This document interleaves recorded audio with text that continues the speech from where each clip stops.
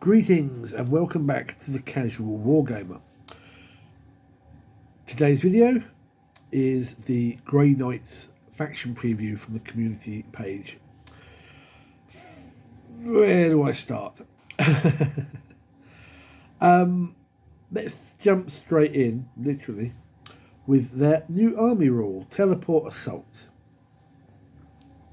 So basically, if your army faction is Grey Knights, at the end of your opponent's turn, you can select a number of Grey Knight units from your army with this ability, excluding those within engagement range. And this depends on the size of the game you're playing, whether you can take 1, 2, 3 or 4 units.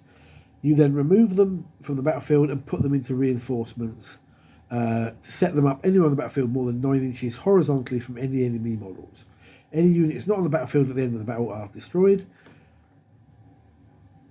Okay, this is Grey Knights we're talking about, yes? Demon Hunters. Okay. Everybody in the army has the deep strike rule, so they're all deep striking. Okay. Then they're bouncing. Okay. Then the teleport strike force, which is their default detachment in the index, is teleport shunt. Each time a Grey Knight unit with the deep strike ability advances, they don't roll, they simply add 6 to the movement and count as having flying. So presumably they just thump across buildings. That's their rule. Or rules. At some point, Games Workshop, do you plan to have some anti-chaos, anti-demon abilities on your Demon Hunter anti-chaos army? This does not feel in any way, shape or form like a Grey Knight army. I get the deep strike thing, that's kind of what they do. But there's nothing here to enable them to fight the forces of chaos more effectively. Now, some people have commented on other videos that I've watched that if you gave them specifically rules to counter chaos or demons, it would be extremely unfair on chaos or demon players. I disagree. That's the whole point here. As long as they were balanced mechanics, it would work, surely. Other people have tried to point out that teleporting around is exactly what they do. It's a good counter to demons. As demons deep strike in from reserve, you can pull models or units back to intercept said units. And I get that. But this does not feel like a Grey Knights army. Grey Knights are anti-chaos, specifically anti-demons. To not give them a army mechanic that's based on that feels wrong. All I can hope is that when they get their next codex, they have a detachment or two that focuses on fighting the forces of chaos like they are meant to. This just makes them feel like they're bouncing on the table like an army of mad tigers to me. Sorry, Grey Knights players, but that's how it feels. This does not feel in any way, shape or form like a Grey Knight army. That niggle aside, let's move on. We've got 2 unit previews. The first one is the Purgation Squad, which is not a battle line option, but let's have a look. Movement 6, toughness 4, 2 up save, 2 wounds, 6 leadership, 1 OC. Okay, not bad, except let's go back. It basically looks like, from things that have been leaked and thrown around the internet in addition to this, is that Grey Knights have a default 2 up save on everything. Or well, at least all their infantry type things. I can't speak for vehicles. Why? Why do they get that and other Space Marines or Custodians don't? Why do they need a 2 up default armor save? I'm not seeing the need for that. I think that's a little unbalanced. They're not running around in Terminator armor, for example. Not all of them, anyway. But to be fair, that's my last niggle in this preview. Okay, so we are looking at some fairly basic weapons. The Incinerator, which is a Torrent ignores cover. It's a flamer, 12-inch range, D6 attacks, auto hitting, strength 6, AP -1, 1 damage. That's what you expect from a flamer. The Silencer is psychic, sustained hits 1, 24-inch range, 6 attacks, hitting on 3s, strength 5, no AP, 1 damage. Okay, nothing special, but you could get some shots out of it.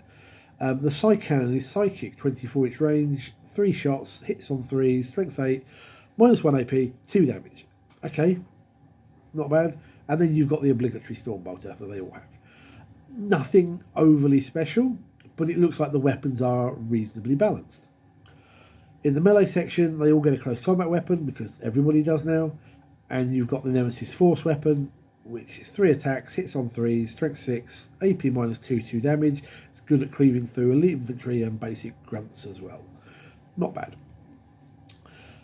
They have a special rule called Astral Aim, which in your shooting phase, ranged weapons equipped by models in this unit have the indirect fire ability, providing the target of that weapon is visible to one or more other friendly Grey Knight Psychic units. So if they can see it, they can telepathically relay it, and somehow they fire through the warp, which I think is what it used to be. I'm not sure if that's still the same law, to basically impact them on the other side. Okay, actually, not bad, no complaints. It seems like a fair unit. Still not keen on 2-up save, but that's just me. Then we get the Grandmaster in a Nemesis Dread Knight, the baby carrier. 8-inch movement, toughness 8, 2-up save, which is relevant and reasonable for something of this size. 13 wounds, 6 leadership, and 4 OC. Again, looking at the ranged weapons, Gatling Silencer, Heavy Incinerator, and Heavy Psy Cannon. They get a fair few shots out of these, hitting on 3s or auto hitting with the Heavy Incinerator. Strength 6 and 10, minimal AP, minimal damage, with a Heavy Psy Cannon dealing 3. It's quite reasonable, quite balanced, I think. Nothing too strong, it's good for mowing down the little guys. Melee weapons, though. If you don't take, I'm assuming the Dread Fists are there so in case you don't take a normal weapon, and they're fairly basic. 6 attacks, hitting on 3, strength 6, AP minus 1, 1 damage. It's not going to do an awful lot. Nemesis Great Hammer is a psychic weapon, 5 attacks, hits on 4s, strength 14, minus 3, d6 plus 1 damage. That's going to be pummeling vehicles, pummeling monsters, and greater demons. And then the Nemesis Great Sword, if you take that, it's another psychic weapon with 2 profiles, the usual strike and sweep. The strike is 5 attacks hitting on 3s, strength 10, AP minus 2, 6 damage. And the sweep is 10 attacks hitting on 3s, strength 5, AP minus 1, 1 damage. So striking to smack the big guys, sweeping to deal with the little guys. Quite reasonable. And he has 2 special abilities. Surge of Faith. Once per battle round in the fight phase, one model from your army with this ability can use it before resolving its attacks. If it does, until the end of the phase, each time that model makes an attack or targets a monster or vehicle unit, you can re-roll the hit roll, you can re-roll the wound roll, and re-roll the damage roll. That is awesome. When you really need to get rid of that vehicle, that big gribbly monster, that greater demon, that's awesome. Heroism's Favour.